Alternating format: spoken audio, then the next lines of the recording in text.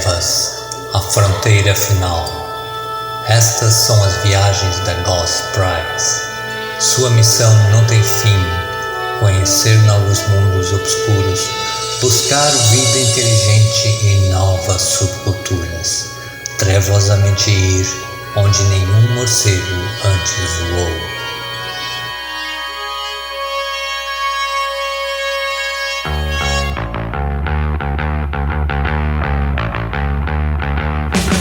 Meu nome é Keeper e minhas roupas falam pra caralho. E aí, galera, aqui é Lari Mendes. O importante é o que importa. E se tá estampado na minha cara, é porque importa sim. Fala, morcegada, eu sou Daniel Príncipe e a partir de agora esse não é mais meu nome. Meu nome é esse símbolo aí, vocês se viram pra entender. E é isso aí, pessoal, estamos em mais um episódio do Got Prize, o podcast que fala sobre subcultura gótica, o universo e tudo mais. E nesse episódio agora nós vamos falar sobre símbolos, simbologia, significados, todas essas coisas que a gente sempre fica pensando, olha pra de repente a Anki, uma maquiagem, o cabelo e fala, não, mas isso significa alguma coisa, isso quer dizer algo, qual a importância disso dentro da subcultura gótica, o que isso quer expressar. Então a gente vai falar sobre alguns desses símbolos e também vai falar o que é símbolo. A gente vai tentar explicar pra você qual a relação disso com o mundo e com a nossa subcultura. Mas antes de falar sobre isso, se liga na novidade que a gente trouxe aqui pra vocês. Roda a vinheta. Corvo voa nas trevas. Corvo correio. E é isso mesmo, morcegada, a gente tá finalmente estreando uma sessão nova aqui no podcast chamada Corvo Correio. Aí você vai perguntar pra mim, mas Dani, o que é isso? O que é Corvo Correio? É como se fosse a nossa sessão de cartas dos ouvintes. Então, se você quiser falar alguma coisa pra gente, comentar sobre um episódio, o que você vai fazer? Você vai escrever uma carta? Não, você não vai escrever uma carta. Eu sei que muitos góticos gostam de fazer coisas arcaicas, escrever à mão e tal, mas eu não vou dar um endereço pra ninguém. Ninguém vai mandar carta para minha casa. Então como que você participa da sessão? Simples, você entra no nosso Instagram, deixa uma DM ou um comentário referente a algo que a gente disse em algum episódio. Pode ser uma correção de alguma informação, ou uma adição, uma coisa a mais, ou uma história que você lembrou. E daí, pode ser que a gente comente, traga aqui num episódio para falar o que você disse. E o primeiro que a gente vai trazer para estrear essa nossa sessão nova é justamente do episódio 7, que a gente fala sobre as coisas que tem a ver ali entre Sandman e a subcultura gótica. E o comentário é do Paranoia Music, com QE, que deixou ali no nosso Instagram, vocês podem ver lá também. E agora eu vou ler na íntegra aqui o que eles disseram sobre Sandman. Bem bacana esse episódio. Uma história curiosa, a Karen Berger, editora da DC Comics e fundadora e chefe do selo Vertigo, foi à Inglaterra conhecer os novos talentos do universo britânico, sob recomendação de Alan Moore. Ela, muito acostumada com os artistas nerds norte-americanos, teve um choque ao conhecer os ingleses, que além dos comics, viviam e respiravam a cena punk e pós-punk. A Karen já deu entrevistas afirmando que ficou espantada ao conhecer o Gaiman, que segundo a própria podia ter vindo direto de um clube gótico londrino por causa da vestimenta.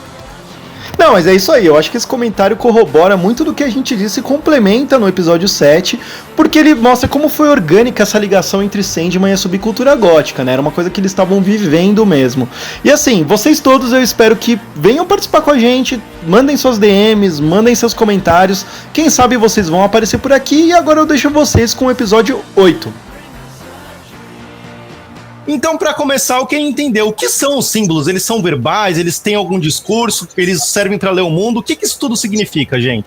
Gente, vocês devem estar lembrados de quando estavam lá no fundamental ou depois no colegial, teve um monte de aulas chatas que vocês achavam que o professor aparecia lá, dava para vocês, olha essa pintura, olha esse anúncio de publicidade, agora interpretem o que está sendo dito. Pedia para vocês interpretarem as partes e o que significava, além do mais óbvio, né? Por exemplo, as cores do anúncio da pintura, os elementos de símbolos que estavam dentro da pintura e etc. Por quê? Todas essas partes desses elementos visuais são uma linguagem, são partes de uma linguagem. Quando a gente fala de elementos visuais ou de música, você tem também um discurso, tá?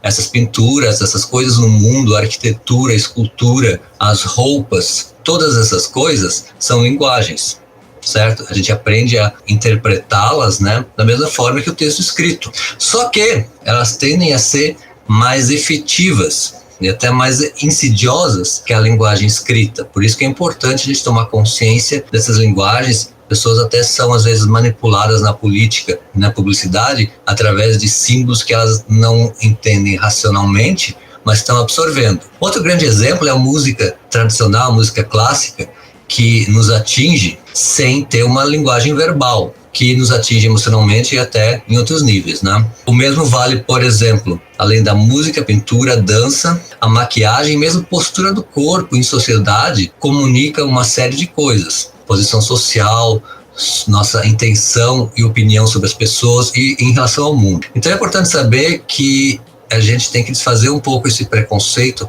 contra as linguagens não verbais, certo? Tem as linguagens verbais, no caso a fala e as escritas, principalmente, são dois exemplos principais, né? E todas as linguagens restantes, que é o mundo inteiro. Então o mundo inteiro está aí com um discurso, né, na forma de música, eu digo música sem letra, tá? Não canção. Então todas essas linguagens são estéticas, e essa estética significa como um discurso, certo? Então a gente está num mundo aí que discurso o tempo inteiro, você está mergulhado nisso. Às vezes a gente transmite partes desses discursos sem estar muito consciente do significado deles, tá? Então vamos pensar mais um pouco sobre isso aí. É um assunto que tem muitos detalhes interessantes. Dentro ainda do que uma coisa representa, daquele símbolo e tudo mais, a gente também tem que lembrar que o significado, ele não é universal. Ele sempre vai variar de acordo com onde você está inserido, a sua cultura, a sua subcultura. Porque, por exemplo, um conjunto de símbolos, ele vai fazer referência a um objeto só se você já teve contato ou sabe o que é aquele objeto. As próprias palavras, elas são símbolos. Mas se eu colocar aqui uma palavra em alemão, você vai poder juntá-las, tentar ler essa palavra, e ela pode não fazer mais sentido para você, porque ela não está no mesmo contexto com o qual você está acostumado, com o qual você tem vivência. Agora, o significado das palavras em português, ela já tem uma bagagem que você carrega desde a sua existência enquanto ser humano crescendo aqui no Brasil ou aprendendo português, que aprende a atrelar o significado ao significante. Aquilo que vai representar aquilo ali visualmente, aquilo que vai representar aquilo ali de uma forma que você vai entender e captar. Porque se eu falo pra você, se eu falar cachorro, cada um aqui vai pensar no cachorro de raça diferente. Só que todos nós entendemos o que é o objeto cachorro. Ele é um senso comum pra gente. Agora a gente pode abordar outros símbolos, outros signos, outros ideogramas e tudo mais, dentro dos contextos que a gente vai aprofundar aqui nesse podcast. Um exemplo bom para mostrar como o símbolo ele é relativo à cultura, né, é a própria cor preta, que é tão popular na subcultura gótica, mas que não tem um significado, digamos, de luto, de obscuro em outras culturas. A cor de luto em algumas culturas da Ásia, por exemplo, é o branco. Tá? Então, isso é uma construção cultural, o significado das coisas é uma construção cultural, certo? Que tem uma história, não é imanente, não é da natureza dos símbolos terem um significado específico, tá? Esses significados, os significados dos símbolos são, digamos assim, acordos culturais desenvolvidos historicamente pelas pessoas, tá? É um processo histórico. Não, e é interessante que você trouxe isso da cor preta e da relação com o luto, que já começa a aproximar a gente de algumas questões que foram, vamos dizer assim, a gente capturou na teia da subcultura gótica e transformou em símbolos próprios nossos, né? E eu queria começar, por exemplo, citando o próprio Memento Mori, que é uma filosofia muito antiga. Desde o século XIV ela é usada nas artes, que é aquela coisa de representar com uma caveira para a pessoa lembrar que um dia vai morrer, mas que deve aproveitar a vida. E aí ela vai levando até na arte mesmo, né? Ela vai seguindo até chegar na questão do Vanitas, que você faz uma pintura de still art ali, de uma coisa que é do dia a dia, entre aspas, né? E coloca ali um crânio. O que aquele crânio significa? Para você lembrar o significado daquilo. Isso a gente já entra nessa coisa de como os símbolos e as coisas, elas, dentro de um determinado contexto, elas são usadas para representar algo, mas elas representam algo naquele contexto e com aquele nome. Um crânio, dentro de uma faculdade de medicina, ele vai ser um objeto de estudo. Um crânio num quadro Vanitas de 1634, ele vai representar que, ó, tem aqui essa mulher muito bonita, ela está comendo muitas frutas e tem um crânio aqui para lembrar que, ó, tudo é muito bonito. mas você vai morrer, aproveita isso. E o Memento Mori, ele foi trazido pra subcultura gótica, muita gente tem tatuado, muita gente tem camiseta com isso, inclusive eu fiz uma tatuagem disso essa semana, porque a gente gosta, a gente começou a pegar esses símbolos, esses significados e abraçar pra gente.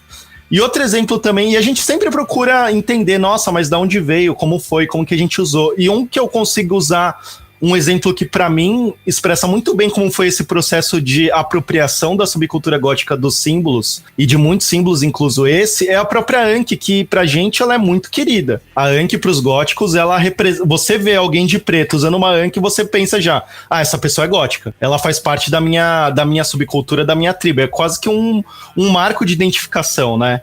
E eu dei uma pesquisada, porque isso é uma curiosidade minha, de muitas pessoas, mas quando que o gótico começou a usar Anki? Será que os góticos adoram deuses egípcios? Agora eu vou ter que me converter à religião egípcia e adorar Ra e outros deuses? Ou eu vou ter que... o que tá acontecendo? E o que eu acabei chegando de exemplo disso foi que, assim, sobre a Anki, muito antigamente no cinema ali dos anos 20 tinha até Dabara, que ela fez uma personagem chamada Vamp, que era uma vampira, e tinha esse simbolismo da Anki muito forte, então começou-se uma associação a isso, e muito tempo depois, ali já para 83, ali já para os anos 80, já meio ali na mesma época que o gótico já estava em voga, que estava rolando já as bandas e tudo mais, teve um filme que saiu, que é um filme que todo mundo deveria assistir, e eu tô falando isso porque eu gosto do filme, então é a minha opinião mesmo valendo, que é o Fome de Viver, que é um filme muito legal, um filme de vampiros, além de ter o Bauhaus na trilha sonora, o que já é muito legal, ele tem o David Bowie. Desculpa, gente, mas maior que David Bowie eu acho que não existe, pelo menos pra mim. Então ele tem várias coisas muito legais, e a Anki é um símbolo que representa ali esses vampiros. Eles usam ali uma Anki e tudo mais. Então eu percebi que mais contemporâneo ao gótico, essa foi uma das aparições que a gente poderia associar, porque tinha uma banda lida como gótica tocando na trilha sonora, tinha o David Bowie, que ele também é muito querido ali como representatividade pra nossa subcultura, e o vampiro e vários outros elementos que a gente associa. Então isso pode ter gerado o quê? As pessoas gostaram daquilo, associaram, falaram, se tá usando no filme, tem a ver, gostei, vou usar também, e de repente se criou uma tradição, né, que é uma coisa que a gente pode dizer que acontece às vezes. E um pouco tempo depois, nos anos 90, apareceu a Death, a morte, a personagem do Neil Gaiman, do quadrinho Sandman, que usava uma Anki como símbolo que representava ela, e ela tinha ali, vamos dizer assim, a persona dela era bem gótica, né? Ela tinha um visual muito gótico.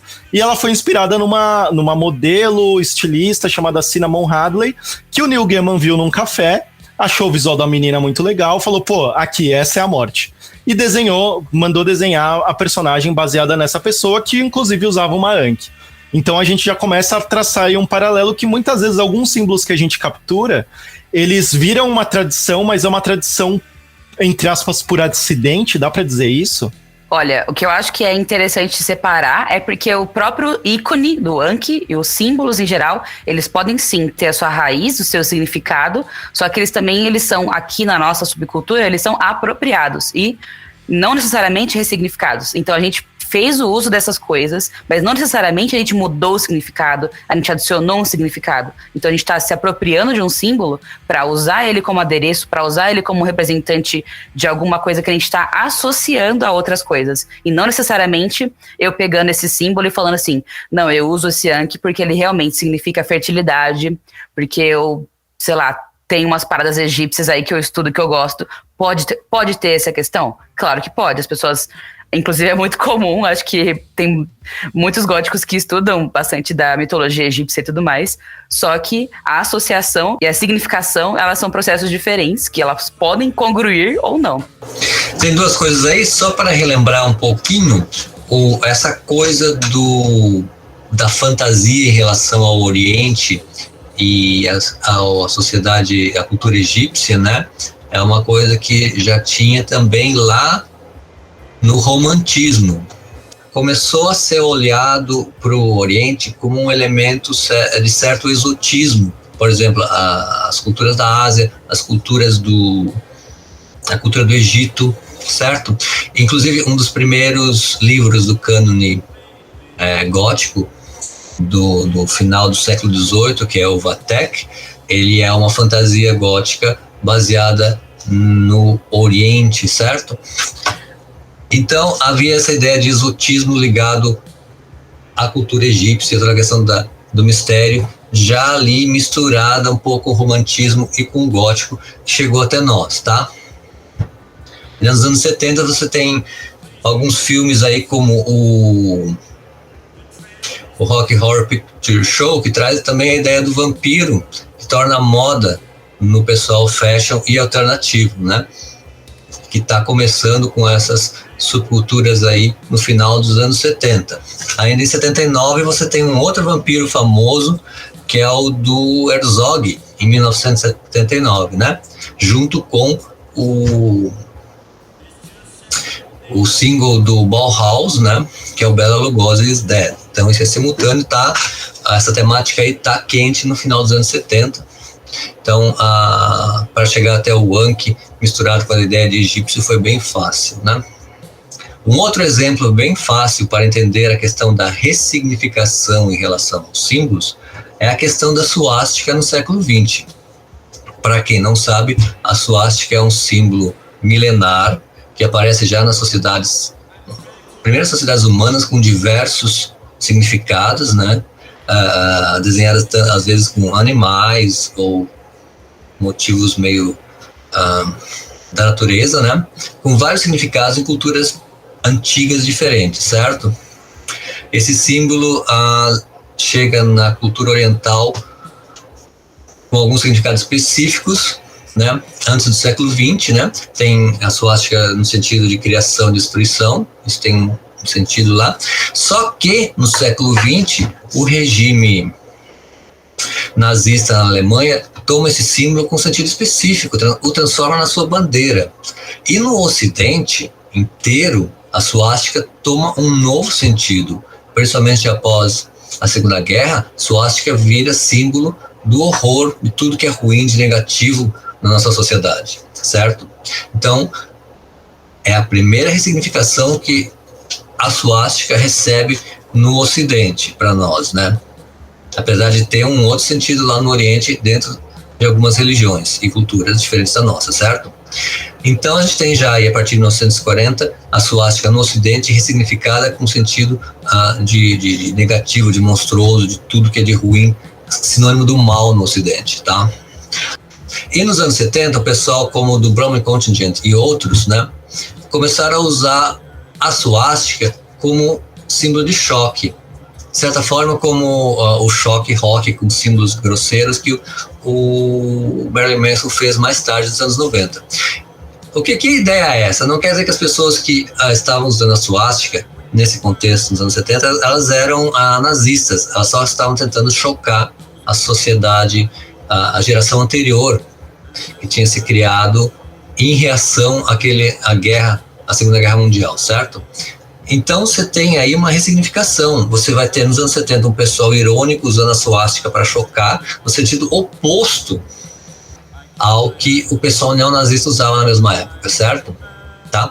Então é um contexto muito específico de uso de símbolos, certo? Em todos esses casos, esses símbolos foram ressignificados num contexto específico. Então o símbolo tem que ser sempre lido dentro desse contexto de época e de situação e de local, certo? Então, o símbolo tem que ser lido dentro do discurso em que ele está inserido, tá bom? E também acho que vale não esquecer do próprio discursante, né? De quem está usando esse símbolo e também os próprios porquês que essa pessoa está tentando carregar. Porque, por exemplo, no contexto atual, Brasil, a gente está passando por um processo onde a bandeira nacional ela é muito atrelada ao bolsonarismo, ao patriotismo de um jeito bem, assim, de direita. E as pessoas da esquerda, elas estão fazendo, e aí, como que a gente recupera a nossa bandeira para que ela realmente simbolize o país e não simbolize o bolsonarista? Para que eu saia com a camisa da seleção e eu não seja confundido com uma pessoa apoiante do Bolsonaro. A gente vai ter que passar por um processo de ressignificação dentro de uma coisa que já é nossa, só por conta dos contextos atuais políticos que a gente está vivendo. E aí vai a Anitta e usa umas camisetas do Brasil, umas cores do Brasil no clipe para tentar trazer de novo esse significado para ela, assim, pra gente desapropriar, vamos dizer assim, do contexto da direita brasileira. Lari, é muito legal você ter trazido essa questão de contexto político também, já aproveitando o gancho que o Ki perdeu aí de todo o significado da suástica e tal, tudo. Isso pensando também na nossa subcultura mesmo, né? Conforme isso que você trouxe, até do nosso ponto atual onde a gente tá como país, a gente consegue dizer que dentro dessa questão dos significados das coisas, que a subcultura gótica, ela tem necessariamente uma inclinação política, uma obrigação de estar do lado de certo partido, ou como que a gente entenderia essa questão toda nos nossos significados dentro da subcultura mesmo, assim, o gótico ele vai estar mais para um lado, ele vai estar mais para o outro, o que faria sentido? Lembrando ainda, é interessante, nos anos 70, antes de 75, no auge da ditadura brasileira, esse símbolo da suástica aparecia. No Brasil teve um grupo cultural de dança ligado ao conceito de glam e cabaré, não é muito lembrado, chamado Zicroquete. Foi uma revolução teatral no Brasil na época, e era uma coisa muito crítica à ditadura. E da mesma forma que o filme Cabaré, da mesma época, saiu, fazia uma ironia com o nazismo na Segunda Guerra Mundial. Por exemplo, tem cenas em que o pessoal do Zicroquete faz uma cena burlesca usando a suástica e visual nazista, com cinta-liga e visual de cabaré, né? Antes da Silks, inclusive. Então, o Zicroquete no Brasil inventou isso. Talvez o filme Cabaré de 70, o musical do final dos anos 60, Cabaré, tenha trazido isso. O que é? Há uma associação de símbolos aí que várias pessoas em vários lugares chegaram à mesma ideia de satirizar a hipocrisia moral do nazismo e da ultradireita, revelando o oposto reprimido desses símbolos, que é a hipocrisia, a mentira da repressão sexual na base desses discursos, certo?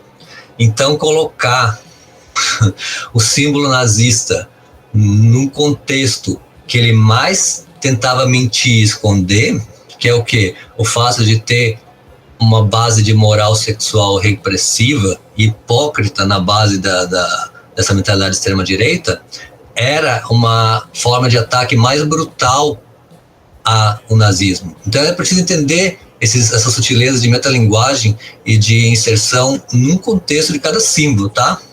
Então essa coisa do uso da suástica nos anos 70 apareceu em vários lugares, né, dentro dessa leitura. Então é preciso ter essa leitura nessa época. Isso mostra muito bem o uso dos símbolos em contextos diferentes, e de qualquer forma de comunicação visual é política em si.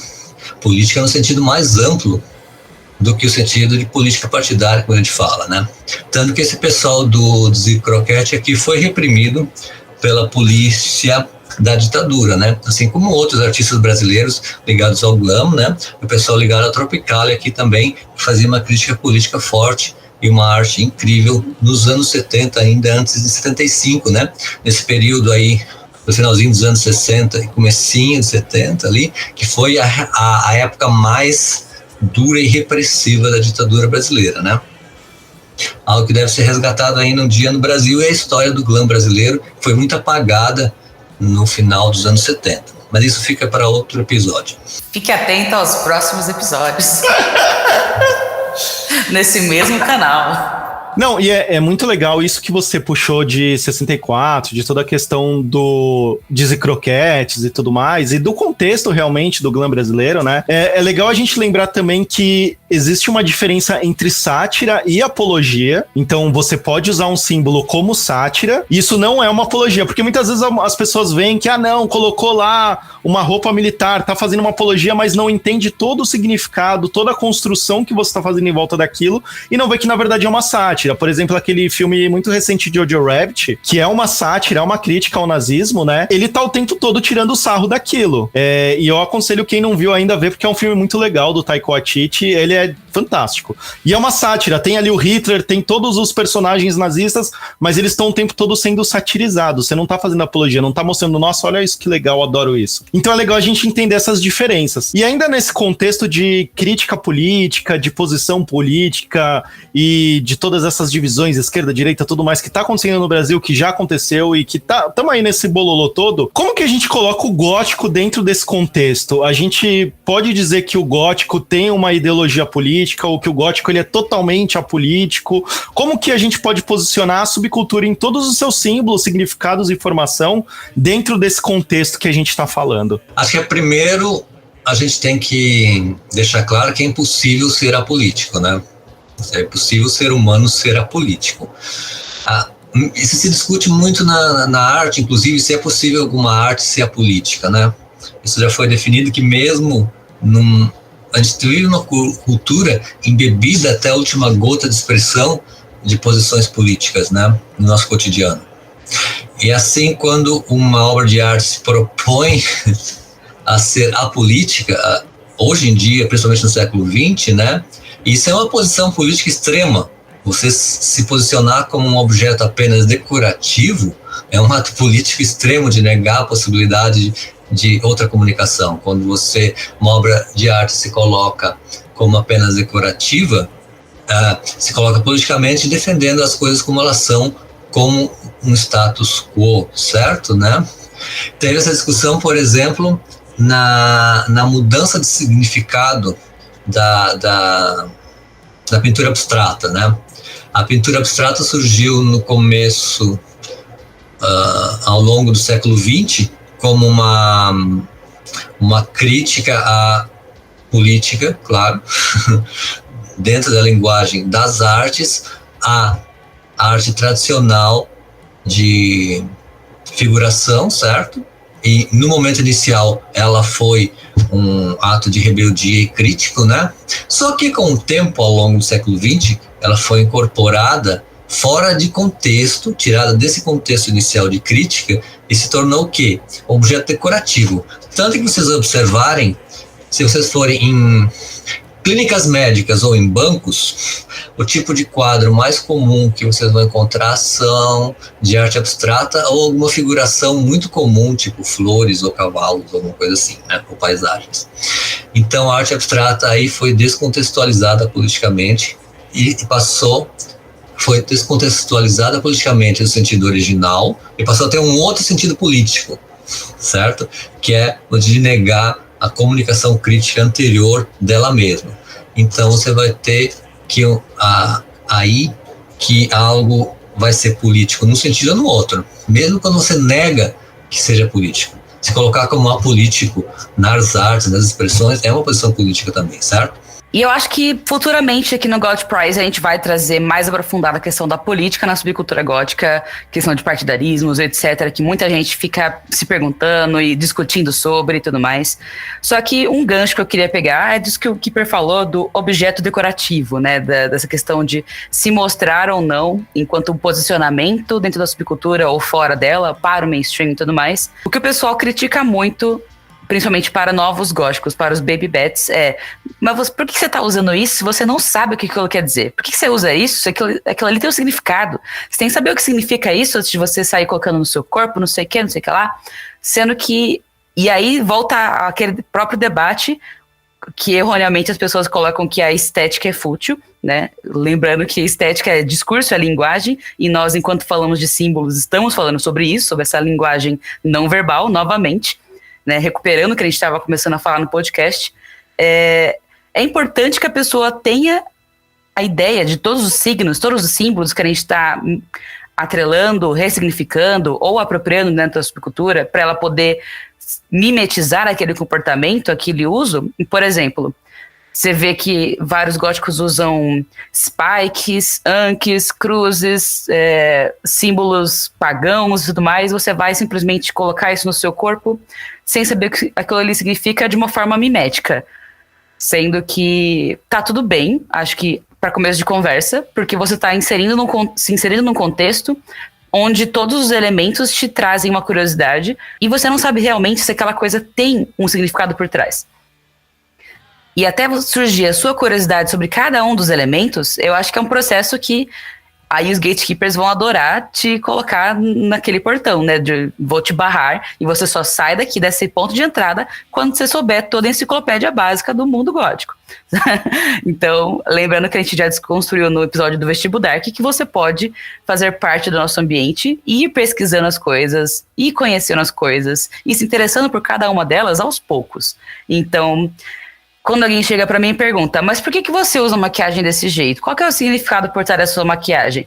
Você está de luto pela sociedade? São lágrimas negras da sua alma? Então, toda vez que alguém vem com esse papo pra mim, eu tenho que responder com a maior sinceridade que às vezes é porque eu gosto e eu quero. É porque eu gosto de um olho mais impactante. É porque eu tenho um elemento visual onde aquilo ali, pra mim, expressa alguma coisa dentro de mim que não seja necessariamente ligado ao gótico, não seja necessariamente ligada à política, a partidos e tudo mais. Ela tá literalmente conversando, às vezes, com uma estampa da minha camiseta que eu quis colocar uma coisa combinando. Ou, no caso das tatuagens, às vezes, realmente, o significado da tatuagem é eu queria e o tatuador tinha horário e eu tinha dinheiro, sabe? Às vezes é isso. Então, os significados, eles não são pra gente ficar realmente tendo mais um motivo para barrar pessoas na subcultura gótica e para você estudar a fundo antes de você se chamar um gótico. Mas eles são importantes para que você entenda as histórias conforme você vai se interessando por eles. E é por isso que a gente acha que tá trazendo esse papo para cá, para poder desconstruir as duas ideias de que a estética ela não só não é fútil, como ela tem significado, como ela também é um elemento importante visual, o qual você pode se apegar literalmente pelo que ela te expressa visualmente, não necessariamente por um visual que seja com significado 100% do tempo. Fantástico, Lari. É interessante lembrar também que as pessoas às vezes esquecem que a música e as letras e as canções são estética também, né? Não existiriam sem a sua forma estética, né? Então, quando a gente fala de estética, a gente está falando de linguagem, certo? Só lembrando, você falou aí sobre política, como a gente analisa qual é o significado político de uma obra de arte. Toda obra de arte da história é política dentro do seu contexto original. Se alguém está considerando não política é porque perdeu o contexto, tá? Isso desde Ulisses, na Antiga Grécia, certo? A Eneida, Shakespeare, Decamerão, Dom Quixote, tá?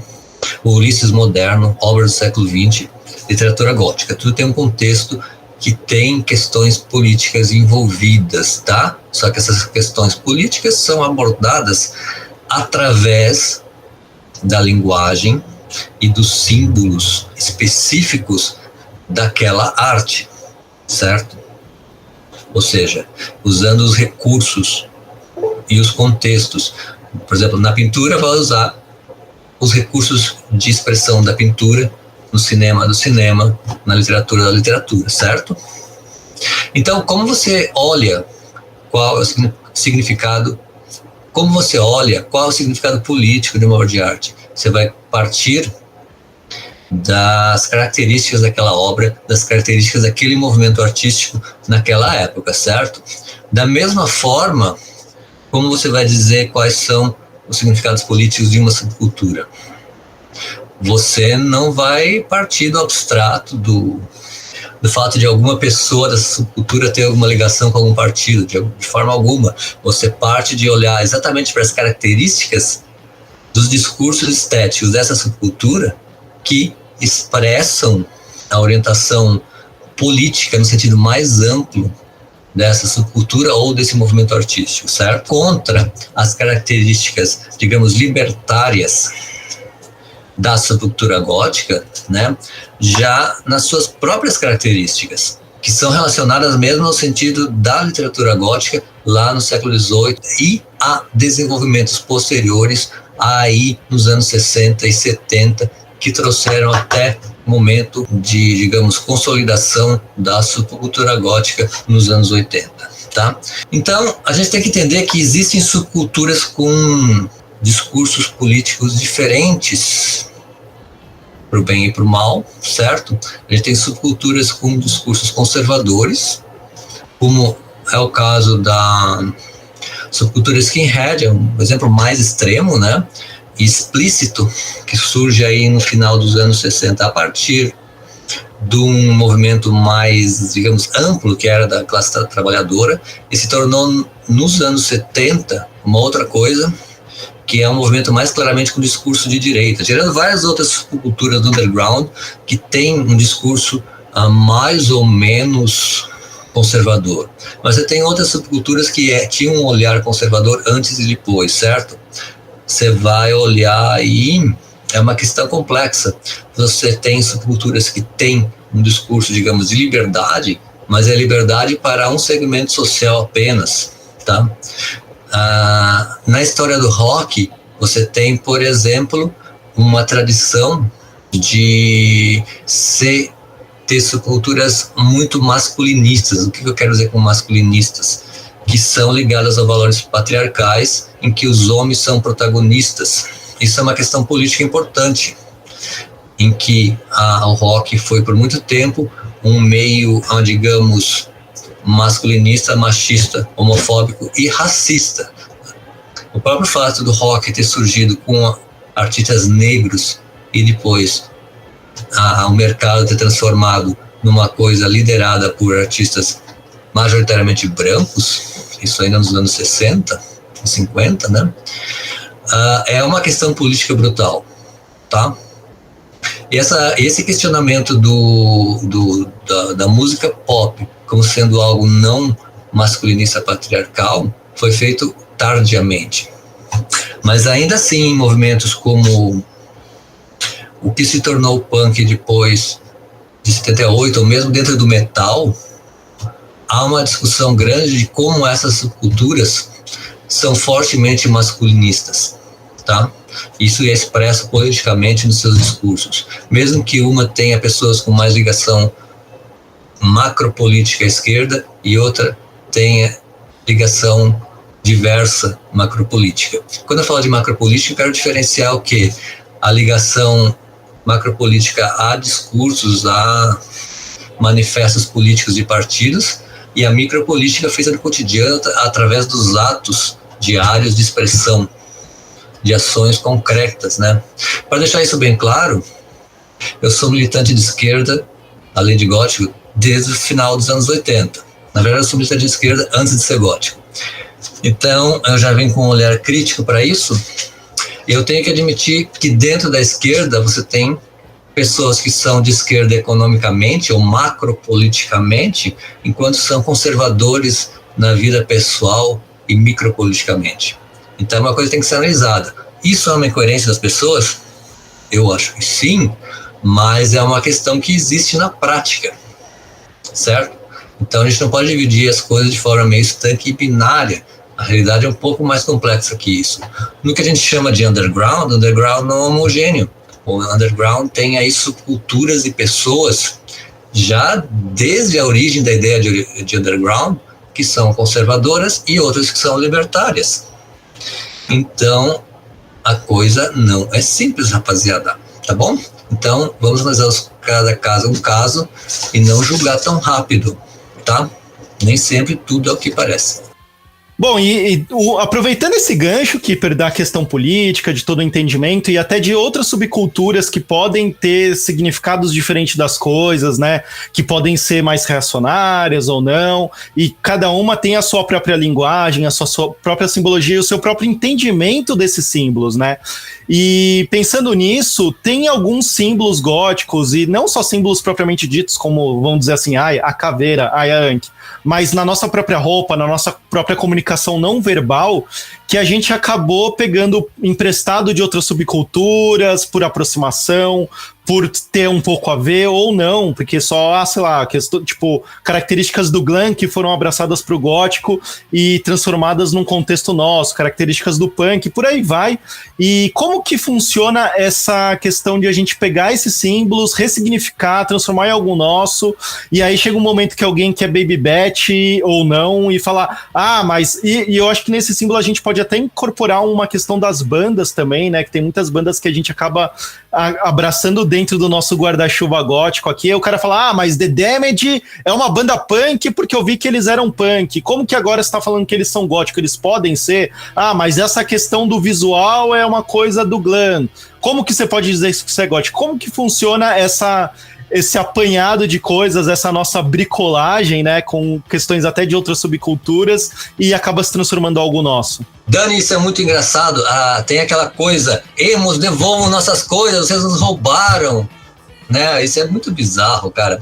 Eu estava aqui quando os dinossauros andavam de preto por aí, e é engraçado porque a gente gótico era o ponto mais baixo da escala alimentar do preconceito no underground, né?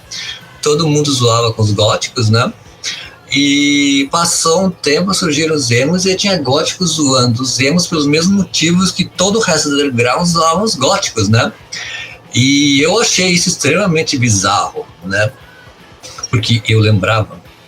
Então, não faz sentido, gente. Simplesmente não faz sentido dizer que os emos roubaram a gente, né? Porque a gente roubou de outros e os símbolos góticos que a gente usa foram tomados também não só de outras subculturas, mas também da cultura de massa e popular, certo? Você tem aí, por exemplo, o famoso... A própria família Adams, que a gente comentou já num dos episódios aqui do Goth Pride. Exatamente. A família Adams, que é algo totalmente pop. O famoso colar de Spike, que hoje está super comum, não era tão comum até os anos 90, aqui no Brasil principalmente, né? Que se popularizou numa série de TV que está agora inclusive na Amazon, Os Vingadores, não os Vingadores da Marvel, mas os Vingadores em preto e branco lá do final dos anos 60, uma série inglesa, né? Que a moça ficou famosa num episódio que ela usava um visual que seria hoje considerado gótico, mas era um clube obscuro lá em que ela se infiltra como espiã e usa um visual com coleira de Spike, bota, espartilho e tal, né? Que foi usado depois também nos anos 80 pelo John Byrne ao desenhar um episódio do X-Men em que a Fênix usa esse visual, a Fênix Negra, né? Mas isso aí já é uma referência nerd super complicada. Vamos pular isso. Então esses elementos todos, a meia arrastão nos apropriamos desse elemento do glam rock e de outras referências, certo? Então, e o glam rock também se apropriou de várias outras coisas, né? Exatamente. É um ciclo que se repete. Não tem fim. Se você for vendo quem pegou o que de que, você vai parar lá no Crescente Fértil, 3.000 anos atrás, onde surgiram as primeiras culturas, tá? Ou, segundo o Joseph Campbell, até mais para trás mente. Desculpe, vamos à frente. Então não faz sentido roubar essas coisas, dizer que a gente roubou, porque essa ideia de roubar não faz sentido, é a formação da cultura. A questão é, quando a gente diz roubar, é uma forma de brincadeira, a gente toma e ressignifica esses símbolos em outro contexto, certo?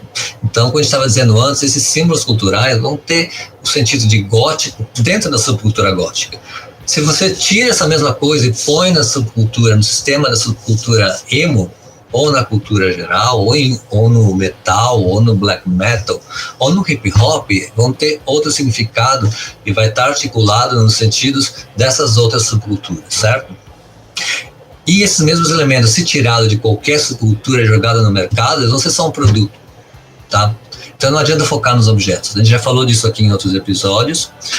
E essa questão, não faz sentido dizer que os emos roubaram da gente, ou as e-girls roubaram dos emos e dos góticos. Não faz nenhum sentido, gente, tá? Só queria fazer uma emenda à minha fala anterior. E, gente, por que será que os emos foram tão zoados e os góticos foram tão zoados no underground? Acho que é simples ver isso, né? Nós somos as duas culturas dos viadinhos obscuros do rolê, né? Historicamente, todo mundo considerou a gente assim, gótico viado, emo viado. Então, é claro que a gente foi associado e se tornava motivo de críticas e chacota do underground, porque, infelizmente, o underground tem uma estrutura antiquada no Brasil, que é muito masculinista e conservadora ainda, certo? Você tem várias subculturas conservadoras dentro do underground. Então essa crítica é muito recorrente, e as subculturas com essas características, como a do gótico e do emo, vão invariavelmente sofrer algumas críticas, como a gente já comentou aqui sobre música, em que quando um estilo musical é criticado, ele é criticado como música de mulherzinha, música de viadinho, etc, certo? Não é música de macho real, porra.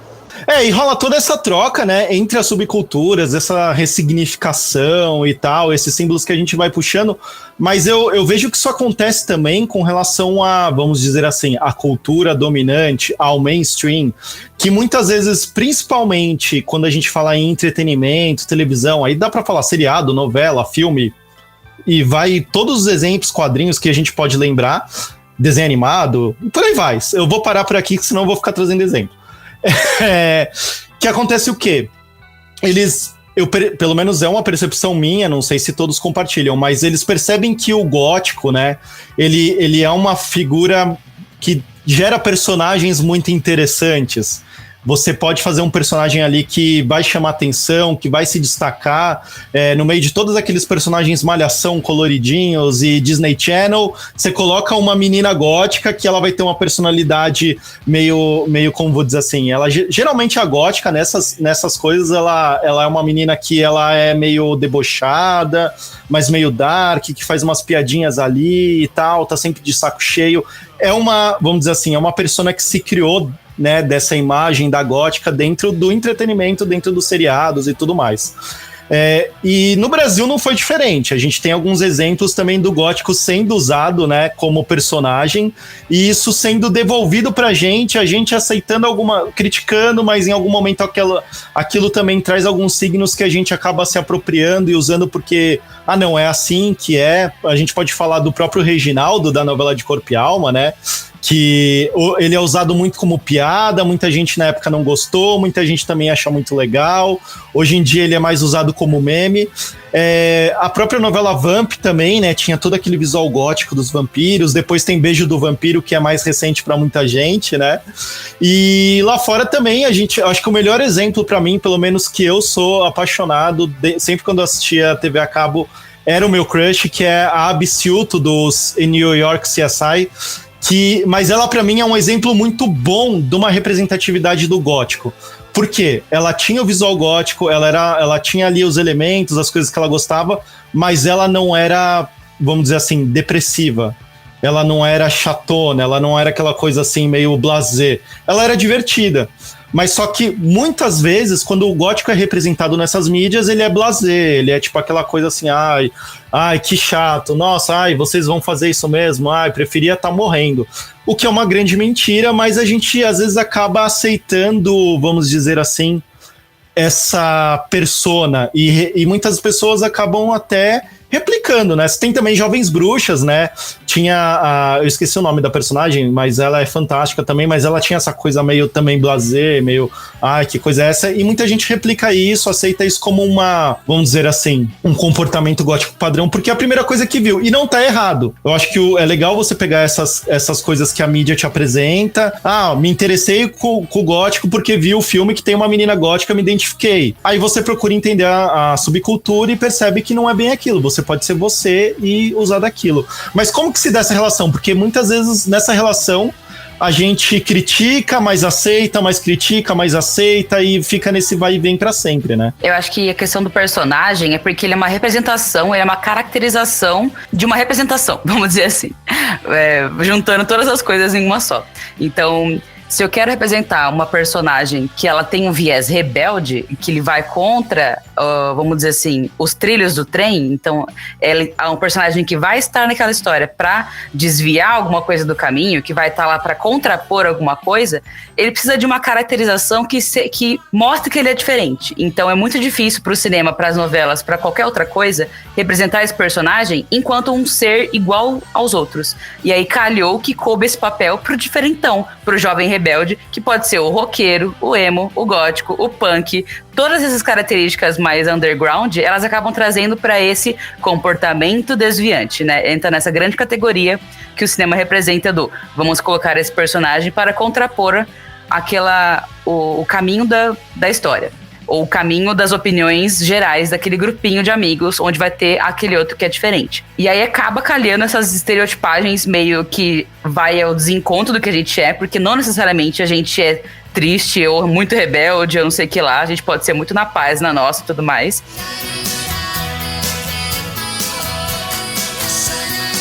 Né? Até aí normal. Mas é aquilo que eu falei. Eles vão acabar usando dos símbolos do gótico pra colocar no gótico como um personagem no sentido de caracterização, mas não necessariamente com o sentido de personalidade daquele ser, né? A personalidade ela vai estar lá embutida pelo criador, roteirista e tudo mais, só pra literalmente fazer aquele papel do desviante.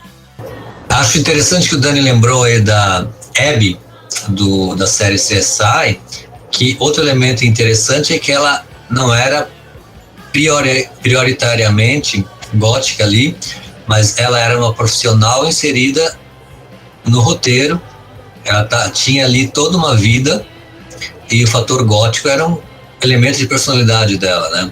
Então não era exatamente só um personagem desviante, certo?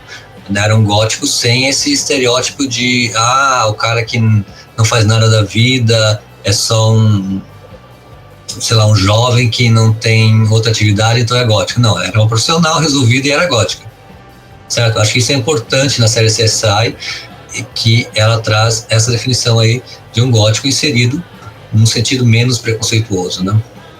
Outra coisa interessante que vocês comentaram é que a questão dialética dos símbolos, né? Isso é importante lembrar porque os símbolos eles transitam entre a sociedade hegemônica, dominante e as subculturas, ou seja, já foi comentado aqui, né?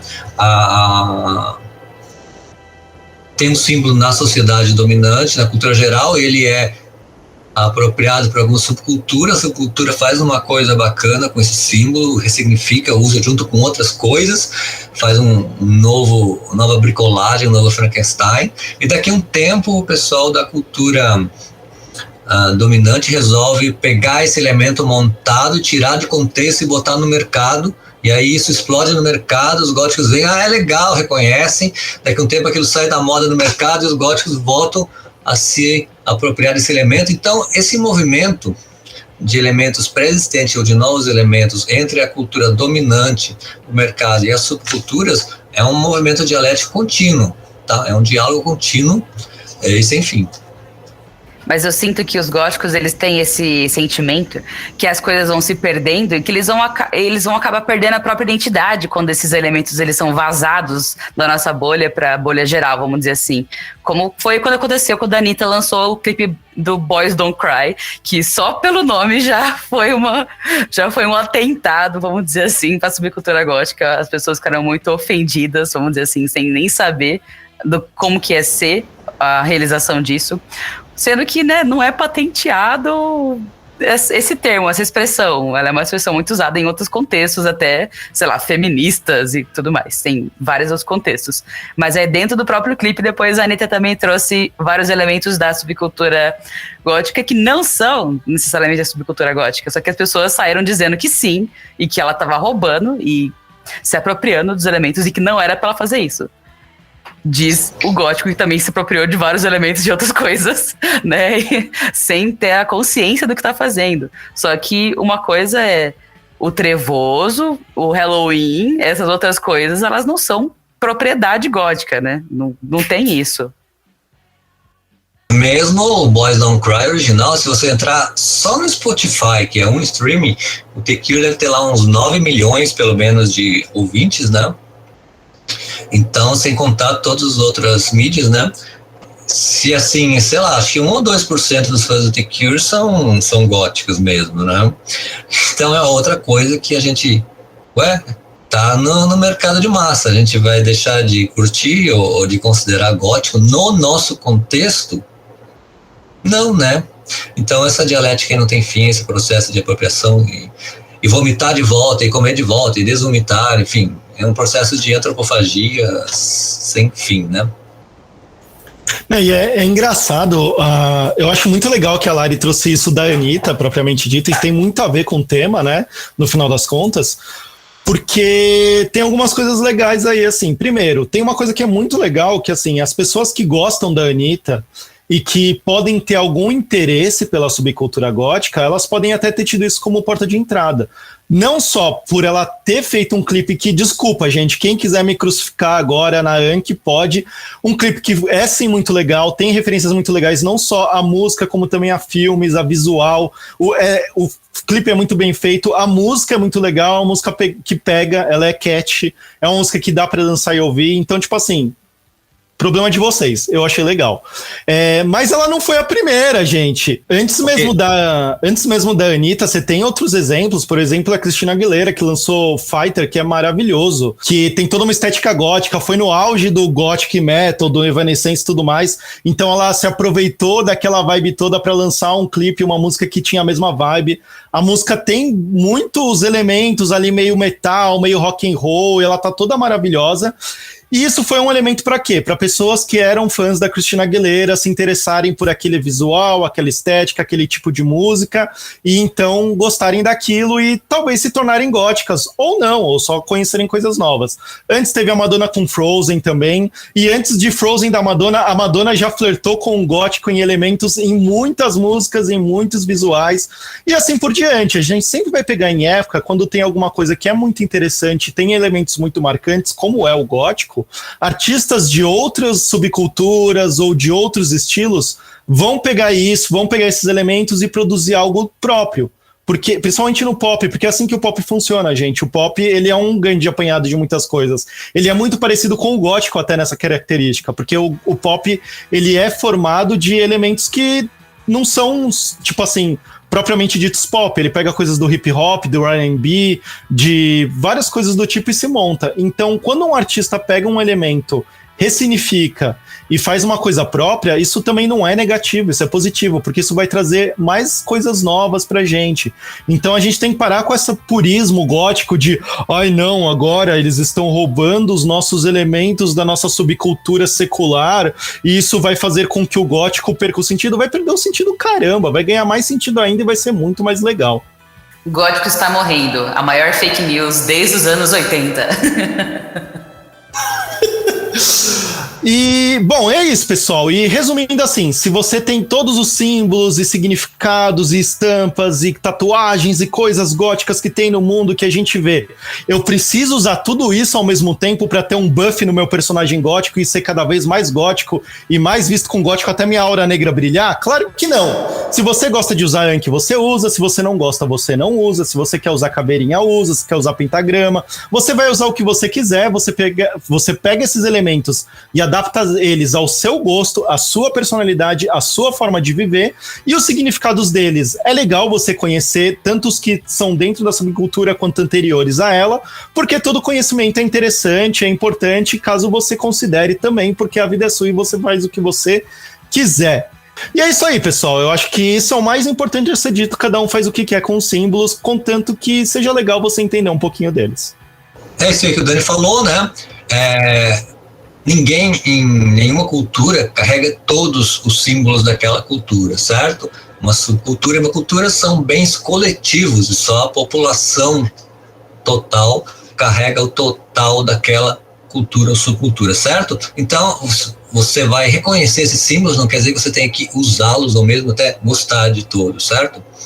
Que mais? Eu acho que o que é importante deixar aqui é que, para concluir, que as linguagens não verbais, certo? Elas são tão significativas e até talvez até mais efetivas em termos de comunicação entre as pessoas do que até as verbais. Mesmo que às vezes nós não consigamos explicar verbalmente, claro, é outro nível de linguagem, o que a gente está reconhecendo e absorvendo em termos de linguagens não verbais, elas estão comunicando, significando e passando uma visão de mundo. Então a ideia de que há um nível de linguagem ou tipos de arte superiores aos outros não tem nenhum sentido, tá? Para concluir, eu queria dizer, era isso aí, e nos falamos mais nos próximos episódios e vamos aprofundar mais algumas questões que a gente tocou aqui, tá bom? Obrigado por acompanhar a Ghost Prize em mais essa viagem. Como diria o Plastic Noir, Dark que é Dark bebe mesmo café, que até preto é, que até preto é. Mas você não precisa usar preto, você não precisa usar nada, que nem o Dani tava falando. A gente se encerra então esse episódio só dizendo pra você fazer o que bem entender e entender sobre o que você tiver curiosidade de entender. Seja bem-vindo às camadas da subcultura gótica. Então, pegue seu sofazinho, sente aqui com a gente, toma o seu café. Até o próximo episódio e tchau, tchau. E é isso aí, pessoal. E se vocês quiserem acompanhar mais outros episódios nossos, ou mandarem críticas, sugestões de episódios, ou até correções de alguma coisa que a gente falou, ou contar suas próprias histórias, vocês podem acessar no Instagram, Goth Prize, vocês procuram lá, e a nossa DM tá aberta para o que vocês quiserem mandar, então podem se sentir muito à vontade para participar também de alguma forma aqui com o que vocês têm a dizer. E a gente vai ficando por aqui, aguardamos vocês na próxima viagem da Goth Prize.